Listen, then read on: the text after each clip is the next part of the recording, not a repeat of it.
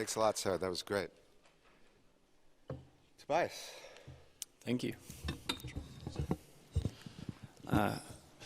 We go.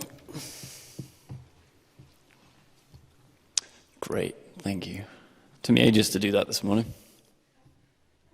It's good to know that I'm not kicking off the cynicism that we're already kind of in rough agreement about what we think about the smart city, because that, you know, with 15 minutes, it's hard to kind of say, hello, this is everything that's wrong. So I spent some time preparing this talk trying to figure out what it was exactly about the smart city that annoyed me. Like the very words themselves I find horrifically frustrating. But it's not actually the smart city itself, it's the vision of the smart city that I find to be problematic as an artist and as a designer. In as much as I don't believe the smart city ever exists or ever will exist, that it's just an embodiment of sort of techno-political values into a rendering. It's not really a real thing that's ever meant to exist. So it's the existence of the vision that's the problem, because that, you know, anywhere in the world you go now, anywhere at all, you'll find there's a smart city vision. And it's generally the same as all the others. They're pretty much identical. It's become the kind of guiding North Star render for the three wise men of policymaking, innovation, and high finance. So I want to spend the sort of 15, 20 minutes I have just picking that apart a bit and perhaps suggesting ways that we might begin to tackle the vision or discredit it in some way. There are two major narratives for how smart cities seem to just appear on the face of the earth. The first is the kind of blank canvas smart city, where a city is parachuted into the desert or the jungle out of nowhere. In the case of Songdo, they just dragged the land out, I believe, and then plopped a new city on the land. These visions tend to occur in places that have a lot of land excess, so this vision is particularly popular in South America and the Middle East. Songdo City is again, as I said earlier, is one of the few that's in any state of completion. It's still only 20% occupied. It looks nothing like the renderings. There are hundreds, literally hundreds of these renderings that kind of litter the internet, that appear as consensual hallucinations between IT firms and policymakers. And it's not like this is a new idea. It's not like the grand sweeping master plan is a brand new thing we've never seen before. We should have figured out by now that this doesn't work. 1935, Le Corbusier was coming up with plans to demolish Paris and build the Radiant City. You replace the machine in the car that was the heart of the Radiant City with algorithms and data, and you end up with the Songdo city vision. It's the same, it's the medium upon which the operation has been predicated has been changed, but essentially it's the same ideology, it's the same vision. It's about top-down control to make the world legible, to enact power on it on the part of the corporation and the state at the expense of the humans who are forced to live there. The second narrative is the sort of the much more insidious one, and the much more common one is the kind of inexorable creep of smart technologies into urban environments that already exist. This is quite a famous example from last year. There were new smart bins that turned up in the city of London, were smart in that they could target advertising better at people who were passing by, but of course did this by harvesting metadata from people's phones and devices, and people were justifiably pissed off, and the bins were just taken out and removed. But it was an example of how ultimately these kind of interventions aren't really for the people that live in that city. They're for the advertisers and stakeholders that will end up paying for it, and that's who those bins were for, not for the people. You can still put rubbish in normal bins, that's fine. A much more hardcore example of this is IBM's sort of flagship Rio Police Operations Center, where in response to the exceptionally complex historical and social phenomena that have led to appalling gang violence, they decided to drop a massive bit of surveillance infrastructure on top of the city. And this is something that just privileges the people who are on the right side of that infrastructure. That's all it's for. It's for the people that see a sort of spectacle of securitization happening, that they're like, oh, okay, everything's fine now because we've got a shit ton of cameras, I don't have to worry. And also it privileges the people in that room. The people in the center are the people who benefit from this, not the people who are suffering most from the violence that it's ostensibly trying to stop. The control room features at the center of all smart city master plans at some point or another, whether it's the kind of Star Trek, this sort of really stunning Star Trek vision of the CYBERSYN project in Chile in the 70s, or, you know, today that would just be a server center essentially. Obviously, the CYBERSYN project predates the narrative of the smart city, but was pretty explicit about how the control room is the center of the project. That really the gathering and harvesting of data is just for that room. That's all it's for. It's not for anyone on the street. It's to go to this command center to make the people in it all seeing and all knowing. And really, whether it's the control room or the server stack, that whole the control room is a black box for the city. It's the unknowable control center. It's this Bruno Latour's sort of well-accepted theory that as technology becomes more complex, it becomes harder and harder to understand.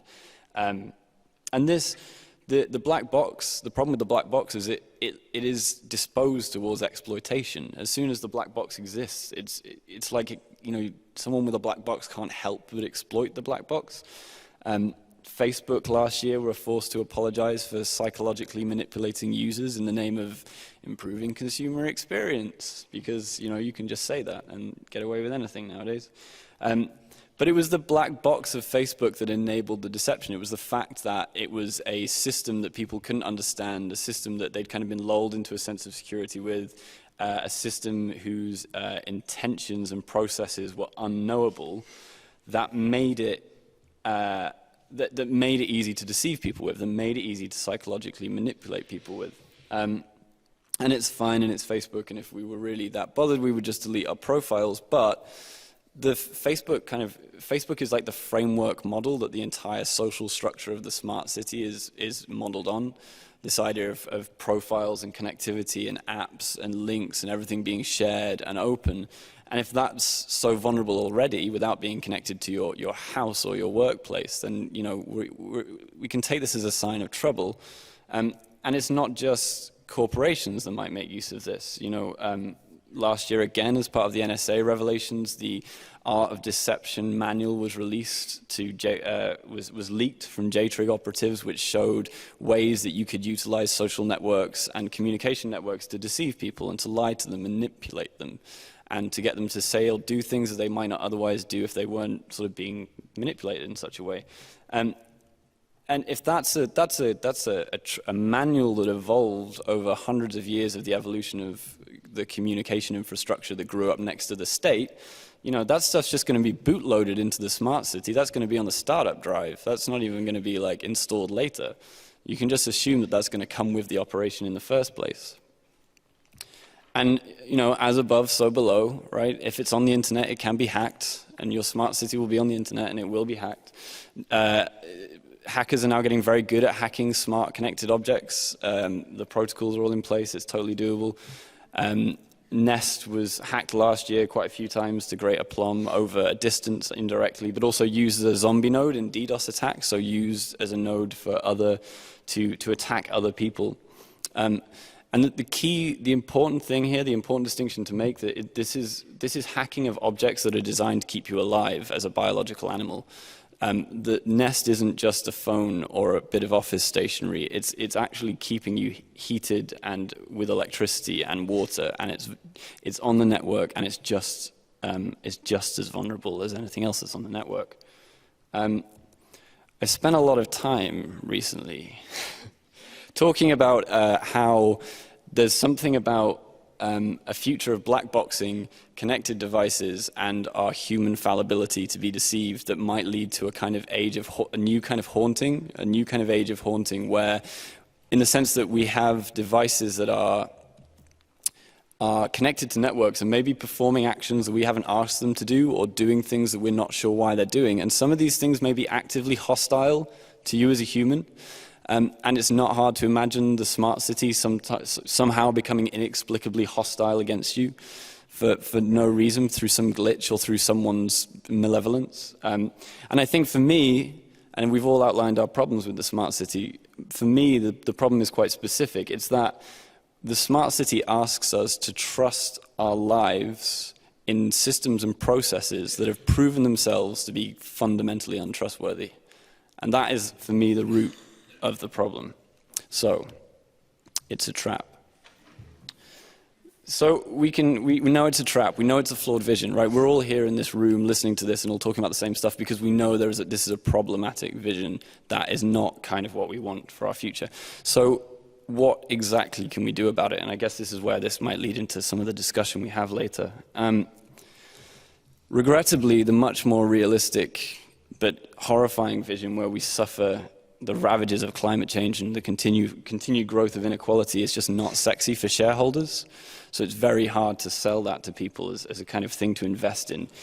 So instead of doing that, what we need to do is think in more nuanced and complex ways about how we map out the potential space of the future city. Like, instead of just focusing on this one very narrow vision, can we stretch that sort of tunnel vision of the policymakers and innovators and high finance guys into a wider space where we can start to map out the perimeter, not necessarily with predictions, but with proposals, perhaps.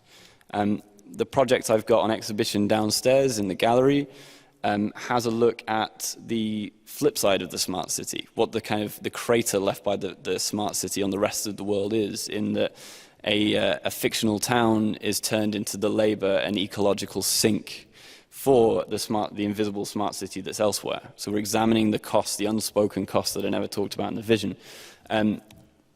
Another project of mine, New Mumbai, looks at a future Mumbai slum where instead of the usual kind of inevitable technological drive of connected devices and consumer gadgets, the residents steal biotechnology and use it to grow these giant mushrooms that they harvest heat and electricity from.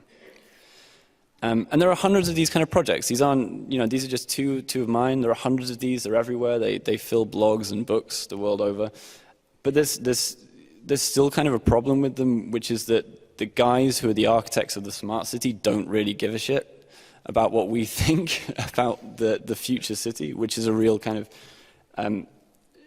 for me, is the problem with this thinking, and what I'm trying to think about is how to change that. Because as far as I know, transmediale isn't full of like hedge fund managers who are like, I wonder what the German media art scene think about future cities. So how do we start to tackle this? How do we start to strategize to take the incredible social, cultural power that we have as the kind of people who are in this room, and also the kind of people who might want to be in this room, and the incredible technical and philosophical knowledge we have, and turn that into a way of actually challenging this vision quite directly? I don't think the vision of the smart city, the dream of the smart city, is necessarily going anywhere, apart from perhaps receding further away into the future. But the challenge for us, I think, is how we begin to make that vision untenable, like to make that vision unfathomable to people who might want to make it real. Thank you very much.